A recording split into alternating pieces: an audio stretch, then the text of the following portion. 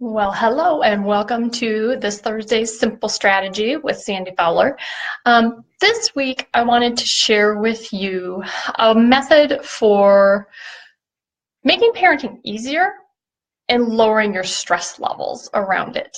And that is to just use a simple mantra. And one of my favorite ones, which some of my clients have loved as well, is "It's not my job." And there's so many different places that you can find to apply this in your parenting, from getting the kids up in the morning, cleaning up after themselves, just them taking responsibility for all those various pieces of their life. You know, when you see the stuff laying around and you start picking it up, you just set it down, go, "Not my job." When they have something they need to take care of, be it homework, college applications, job applications, any of those administrative details of life that it's time for them to pick up and take charge of their own life. When I find myself worrying about it, I just say, "Not my job."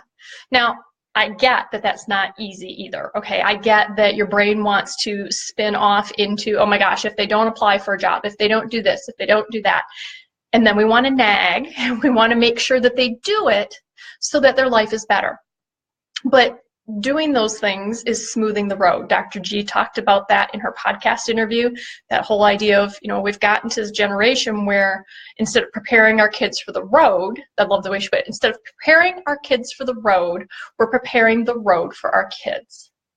So we have to let them do things. We have to let them screw up, or just do it differently. And that's what I found when I started using this mantra. Let me back up just a little bit. A couple of things happen when you start doing this.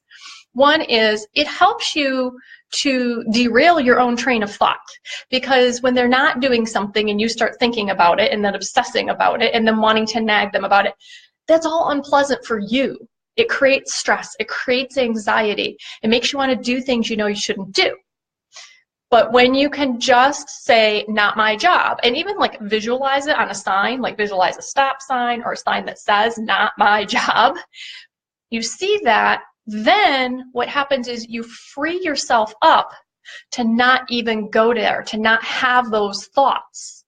So it lowers your stress levels, it lowers your anxiety levels, and it gives your children the space to become the people they need to become. Now, I started to say I learned some things, and it was really interesting, because what I discovered is that oftentimes my kids will do whatever it is that they're supposed to do. They just don't necessarily do it the same way I would, or on the same time frame that I would. So one, I discovered that they're better off in a lot of areas than I actually thought they were.